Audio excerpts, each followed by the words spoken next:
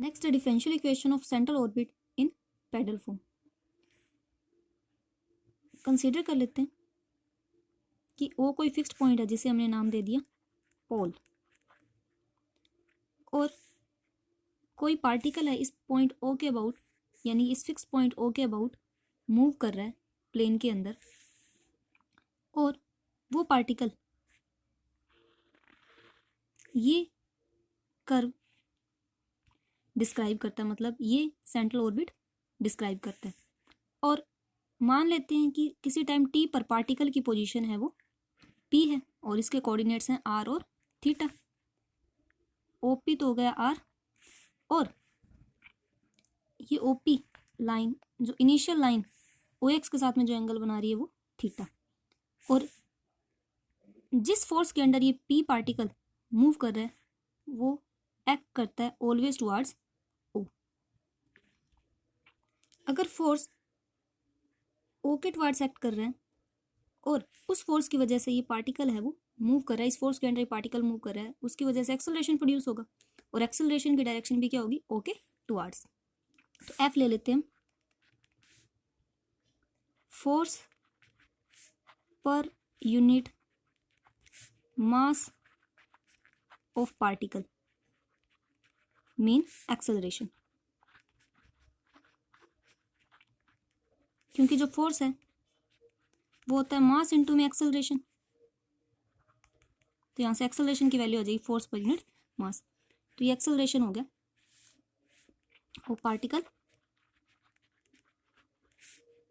P, इस particle P की जो पोजीशन है, इस पार्टिकल की जो पोजीशन है किसी टाइम टी पर वो पी है। इस पी पॉइंट पर हम टेंजेंट ड्रॉ करते हैं,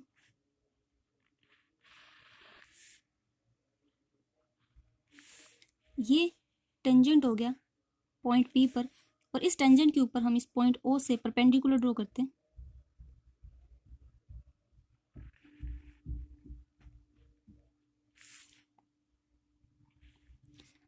और मान लेते हैं कि जो ओ ए है वो परपेंडिकुलर इस टेंजेंट के ऊपर, एंगल 90 डिग्री हो जाएगा। और ये जो परपेंडिकुलर डिस्टेंस है ओ ए जो हमने परपेंडिकुलर ड्रॉ किया है इस टेंजेंट के ऊपर, इस परपेंडिकुलर डिस्टेंस को नाम दे देते हैं पी। तो पी क्या है, length of perpendicular from pole O to tangent at P. और ये परपेंडिकुलर जो डिस्टेंस है या परपेंडिकुलर जो लेंथ है वो हम कैलकुलेट कर सकते हैं इस एक्सप्रेशन से, 1/p² is equal to 1/r² plus 1/r⁴ dr/d theta का होल स्क्वायर। इसे इक्वेशन 1 नाम दे देते हैं। एज्यूम कर लेते हैं कि u is equal to 1/r। तो अब हम u का थीटा के विद रिस्पेक्ट टू डेरिवेटिव करते हैं, तो इसका थीटा के विद रिस्पेक्ट टू डेरिवेटिव हो जाएगा माइनस का 1/r² dr और d थीटा, और ये वैल्यू पुट कर देते हैं हम इक्वेशन 1 में। फ्रॉम 1/p² इक्वल होगा 1/r u के इक्वल है तो 1/r² u स्क्वायर के इक्वल होगा, प्लस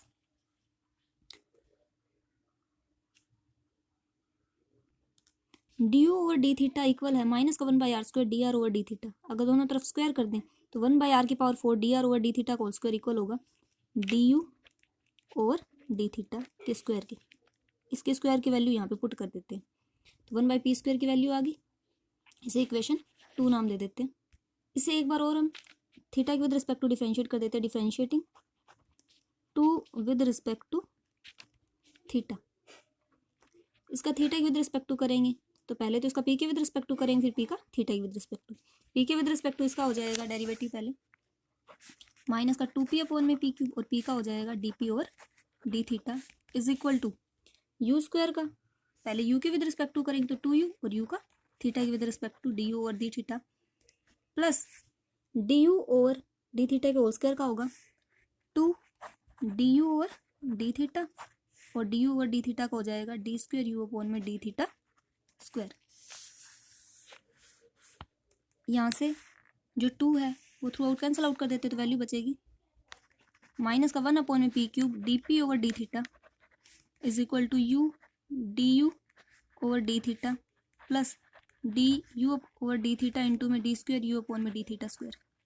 इन दोनों में से d u over d theta common ले लेंगे, तो d u over d theta common लेने पे वैल्यू बचेगी u plus d square u upon में डी थीटा स्क्वेयर, और ये वैल्यू इक्वल चल रही है माइनस का 1/p³ dp over d theta. ये हमने जो डिफरेंशियल इक्वेशन निकाली थी सेंट्रल ऑर्बिट की इन पोलर फॉर्म में, वो वैल्यू निकाली थी हमने डी स्क्वेयर यू अपॉन में d theta square plus u is equal to f upon में s square plus u square, s square into में यू स्क्वायर। ये वैल्यू वहाँ पुट कर देते हैं, इस एक्सप्रेशन की वैल्यू होगी एफ अपॉन में एस स्क्वायर इंटू में यू, ये यहाँ पुट करेंगे इसके साथ में तो वैल्यू बन जाएगी एफ अपॉन में एच स्क्वायर इंटू में यू स्क्वायर। और D u over d theta की वैल्यू हमने निकाली थी -1/r² dr over d theta, minus का 1/r² dr over d theta, और ये इक्वल चल रहा है माइनस का 1/p³ dp over d theta के।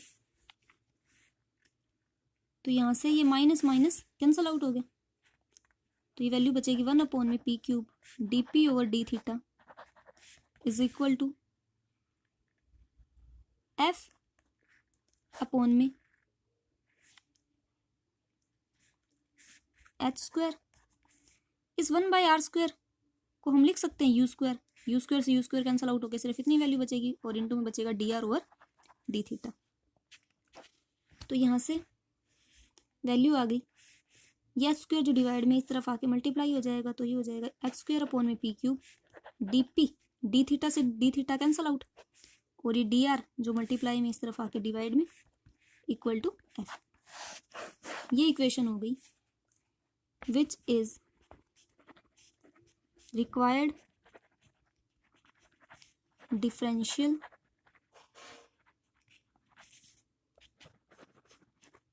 equation of central orbit in pedal form। ये टॉपिक कंप्लीट हो गया आपका, और ये भी आपको याद रखनी है ये value, differential equation of central orbit in pedal form।